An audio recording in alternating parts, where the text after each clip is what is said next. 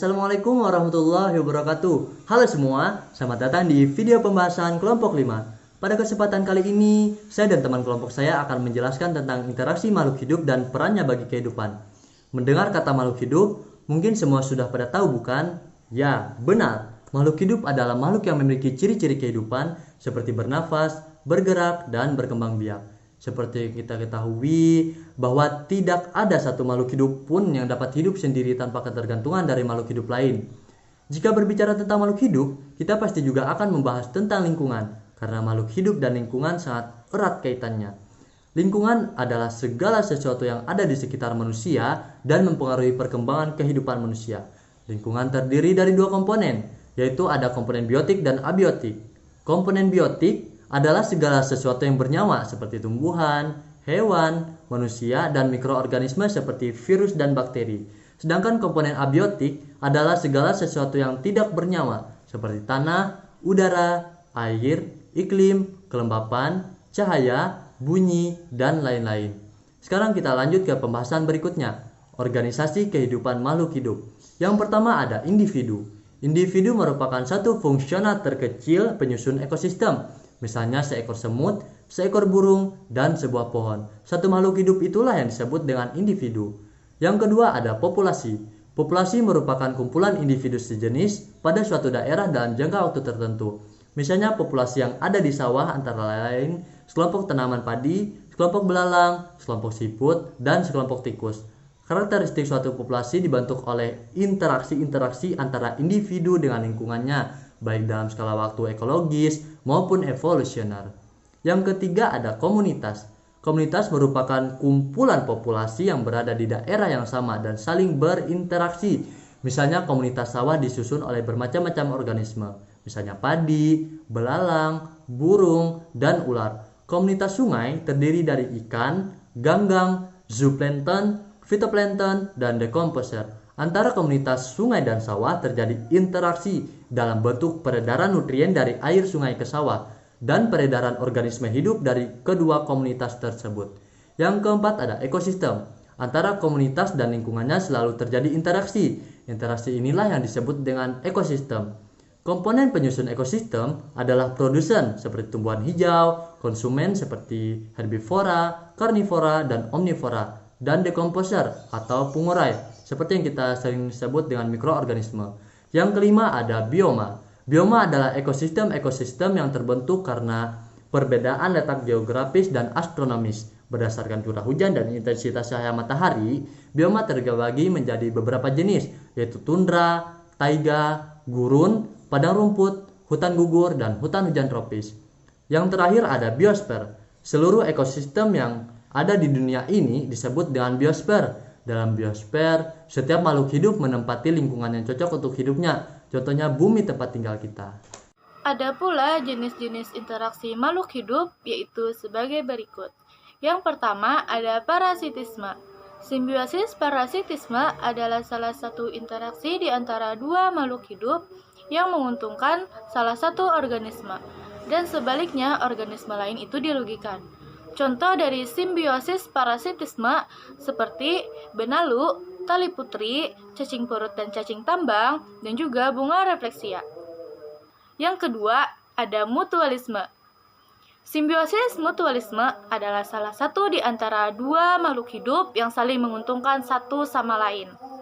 Contoh dari simbiosis mutualisme seperti bunga sepatu dengan lebah, burung jalak dan kerbau, ikan badut dan anemo laut, bunga dan kupu-kupu. Yang ketiga ada komisalisme. Simbiosis komisalisme adalah sebuah interaksi antara dua makhluk hidup yang menguntungkan salah satu organisme. Sementara organisme lain tidak dirugikan dan tidak pula diuntungkan. Contoh dari simbiosis komisalisme seperti penyu dengan ramora, ramora dengan paus, paus dengan balanidasi, anggrek dengan pohon mangga, dan masih banyak lagi contoh yang lain. 4. Amensalisme. Simbiosis amensalisme adalah di mana satu pihak dirugikan dan pihak lainnya tidak diuntungkan dan tidak dirugikan. Contoh simbiosis yaitu antara pohon walnut dengan tumbuhan lainnya. Kompetisi. Simbiosis kompetensi adalah di mana kedua pihak saling merugikan. Biasanya terjadi selalu kompetensi dalam merebutkan makanan. Kompetensi ada dua, yaitu intraspesifik dan interspesifik. Kompetensi interspesifik adalah interaksi antar individu yang berbeda spesies. Contohnya adalah persaingan antara kambing dengan sapi di padang rumput. Kompetensi intraspesifik adalah interaksi antar individu yang spesiesnya sama. Contohnya adalah persaingan antara para singa jantan dalam memperebutkan wilayah atau pasangan. 6. Netralisme. Simbiosis netralisme adalah di mana kedua pihak tidak saling diuntungkan maupun dirugikan. Interaksi antar kedua spesies ini tidak menyebabkan keuntungan maupun kerugian bagi keduanya. Contohnya antara kambing dengan burung hantu. Peran interaksi organisme bagi kehidupan manusia. Dalam biologi, suatu makhluk hidup atau organisme adalah setiap entitas individual yang mewujudkan sifat-sifat kehidupan. Suatu organisme dapat didefinisikan sebagai kumpulan molekul yang berfungsi secara keseluruhan, yang kurang lebih stabil yang menunjukkan sifat-sifat kehidupan. Ekosistem. Materi dan energi yang berasal dari lingkungan abiotik akan kembali ke lingkungan abiotik. Dengan demikian, komunitas dan lingkungannya abiotik merupakan suatu sistem. Di dalam sistem terdapat arus energi dan materi. Translate menyatakan bahwa dalam ekosistem terjadi saling menopang dari organisme dengan lingkungannya. Dari berbagai pernyataan dapat diartikan secara sederhana bahwa ekosistem adalah hubungan timbal balik antara komponen biotik dan abiotik. Yang pertama, komponen abiotik. Komponen abiotik adalah komponen ekosistem penyusun yang terdiri dari benda-benda tak hidup seperti tanah, air, iklim, suhu, dan sinar matahari, serta yang lain-lain. Yang kedua, komponen biotik. Komponen biotik adalah komponen lingkungan yang terdiri atas makhluk hidup seperti manusia, hewan, tumbuhan, dan mikroorganisme. Komponen biotik atau sering juga disebut komponen terdiri dari makhluk hidup berdasarkan peranannya dalam kehidupan dibedakan menjadi 4, yaitu yang pertama produsen. Produsen adalah makhluk hidup yang berperan sebagai penyedia sumber makanan utama pada rantai makanan.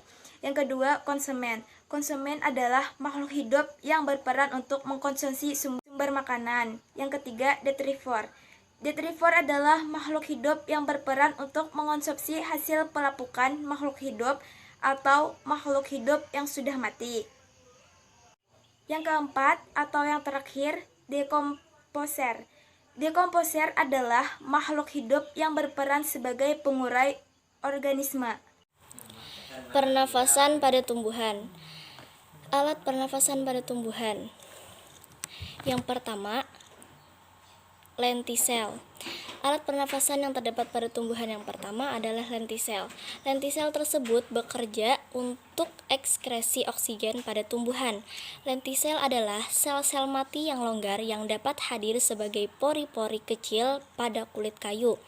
Lentisel memungkinkan oksigen melewati ruang intraseluler di dalam jaringan dan karbon dioksida dilepaskan ke atmosfer, memperoleh fenomena difusi yang melengkapi proses respirasi pada batang tumbuhan. Yang kedua, stomata. Stomata berada di bawah permukaan daun dan memiliki struktur 2 sel penutup dan memiliki celah di tengah yang disebut sel penjaga. Stomata hadir di dalam jumlah yang banyak. Ketika stomata terbuka, pertukaran gas terjadi antara atmosfer dan bagian dalam daun dengan metode difusi dan melengkapi proses respirasi pada daun. Yang ketiga, rambut akar. Akar bekerja sebagai pengisap air dan nutrisi yang ada di tanah. Selain fungsi utama seperti itu, akar juga berguna sebagai alat pernafasan pada tumbuhan. Rambut akar dapat mengambil oksigen yang ditemukan di pori-pori tanah. Dari rambut akar, oksigen diangkut ke semua bagian akar untuk respirasi.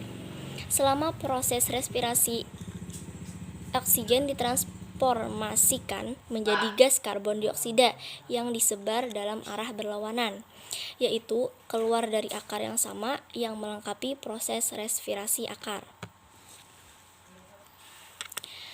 Proses pernafasan atau respirasi pada tumbuhan. Tumbuhan dapat melakukan dua jenis respirasi, yaitu aerob dan anaerob. Pada respirasi aerob terjadi proses pembakaran atau glukosa oksida yang sempurna dan menghasilkan energi sebesar 36 ATP. Sementara itu, ketika tumbuhan kekurangan oksigen, tumbuhan akan melakukan respirasi anaerob yang hanya akan menghasilkan energi dalam jumlah yang lebih kecil, yaitu 2 ATP. Pada proses pernafasan, aerob atau anaerob akan menghasilkan gas dan uap air. Gas dan uap air dikeluarkan dari tubuh, diperlukan oksigen dan karbon dioksida dihasilkan masuk dan keluar dari tubuh melalui difusi. Gas-gas masuk dan keluar melalui mata yang ditemukan pada permukaan daun dan lentisel yang terkandung dalam lapisan batang. Stomata adalah mulut daun yang bukaannya diatur oleh sel-sel epidermis. Biasanya, stomata akan terbuka di siang hari dan tutup di malam hari. Stomata akan menutup ketika kondisi cuaca sangat panas. Ini dilakukan untuk mengurangi penguapan.